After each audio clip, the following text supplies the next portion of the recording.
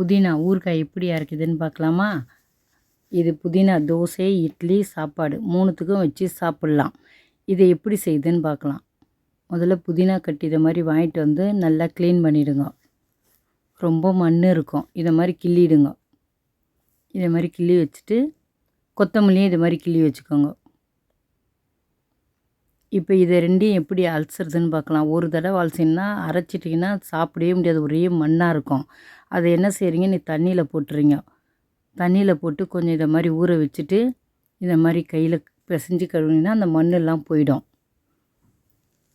உடனே தண்ணியில் போட்டு அலசாதீங்க. தண்ணியில் போட்டு வச்சுட்டு இப்படி வந்துட்டு திருப்பி ஒரு 2 செகண்டில் போயிட்டு அலசி எடுக்கலாம். இதை பாருங்கள் எவ்வளோ மண். எல்லாத்தையும் அலசி எடுத்து இது மாதிரி வச்சுங்க. 3 தண்ணியில் அலசுங்க. இப்போ கொத்தமல்லி அதே மாதிரி அலசுங்க.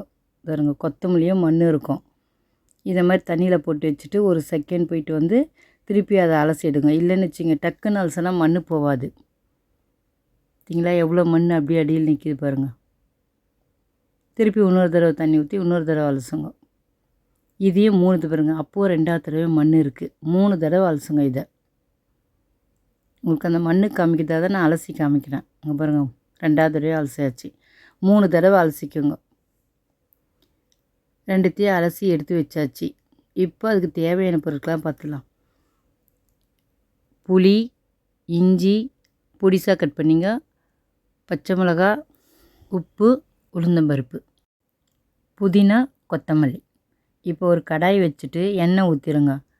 எண்ணெய் ஊற்றின பிறகு உளுந்தை போட்டு நல்லா வதக்கிடுங்க. இந்த மாதிரி வதக்கி எடுத்துருங்க.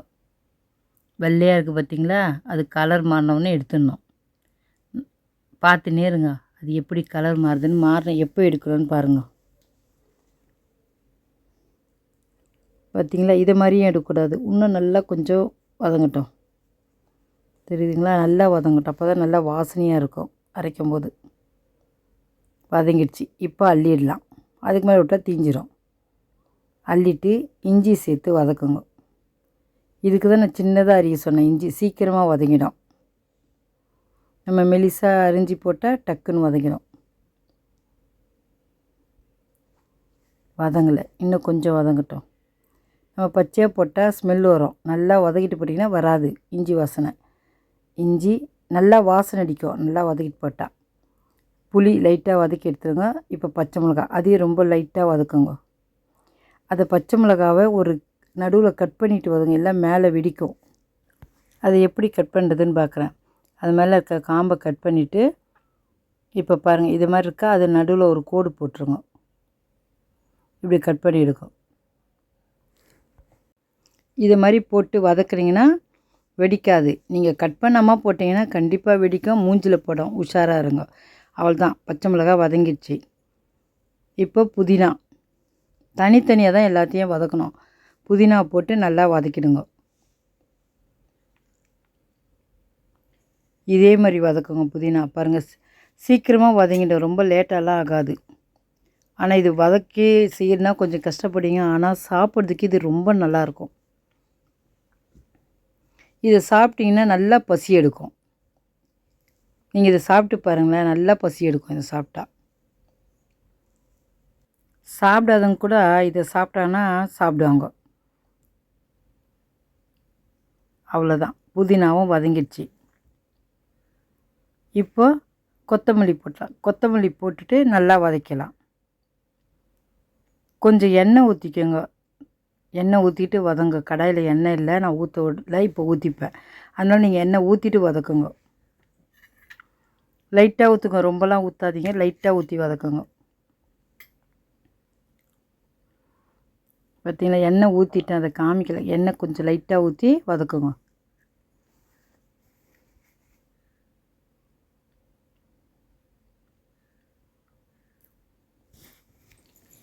அவ்வளோதான், கொத்தமல்லியும் வதங்கிடுச்சு. இதில் இவ்வளோ பெரிய காம்பு இருக்குதுன்னு நினைக்காதீங்க, அது அரைஞ்சிரும். ஆனால் புதினாவில் அந்த காம்பெல்லாம் போடாதீங்க, அரைக்க முடியாது. திப்பி திப்பியாக இருக்கும், வாயில் நூல் மாதிரி மாட்டோம். அதனால் அது ஒரு கீரை மட்டும் தான் எடுத்துக்கணும். இதுவும் வதங்கிடுச்சு. இப்போ எல்லாத்தையும் எடுத்து நம்ம ஆற வச்சுட்டு தான் இப்போ நம்ம ஜாரில் எடுத்து போட்டு எல்லாத்தையும் அரைக்கலாம். உப்பு சேர்த்துங்க. ஆறிடுச்சு. இப்போ நம்ம ஜாரில் எடுத்து போட்டுக்கலாம். ஜாரில் எடுத்து போட்டு அரைச்சிட்டு வரலாம். பாருங்கள், அரைஞ்சிடுச்சு. இது எப்படி திக்காக அரையுதுன்னு யோசிக்காதீங்க. தண்ணி கொஞ்சம் ஊற்றுங்க. ஒரு சொட்டு தண்ணி ஊற்றி அரைங்க. இதை மாதிரி ஆகிடும். நிறைய தண்ணி ஊற்றாதீங்க. முதல்ல தண்ணி ஊற்றக்கூடாது. முதல்ல அரைச்சிட்டு அதுக்கப்புறம் கொஞ்சம் தண்ணி ஊற்றி இதை மாதிரி திக்காக அரைச்சி வச்சுங்க. சாப்பிட்றதுக்கு இது ரொம்ப நல்லாயிருக்கும். மாதிரி திக்காகவே வச்சு தோசைக்கு, இட்லிக்கு, சாப்பாட்டுக்கு சாப்பிட்டு பாருங்கள். இப்போது புதினா துவையல் ரெடி. சாப்பிட்டு பார்த்துட்டு எப்படி இருக்குதுன்னு சொல்லுங்க. நீங்களும் இதே மாதிரி செஞ்சு பாருங்க. புதினாவில் தேங்காய் வச்சு சட்னி எப்படி அரைக்கிறது அடுத்த வீடியோவில் சொல்லித்தரேன். இப்போ இதை மாதிரி அரைச்சி சாப்பிட்டு பாருங்கள். லைக் பண்ணுங்கள், ஷேர் பண்ணுங்கள், மறக்காமல் நம்ம சேனலுக்கு சப்ஸ்கிரைப் பண்ணுங்கள். தேங்க்ஸ் ஃபார் வாட்சிங்.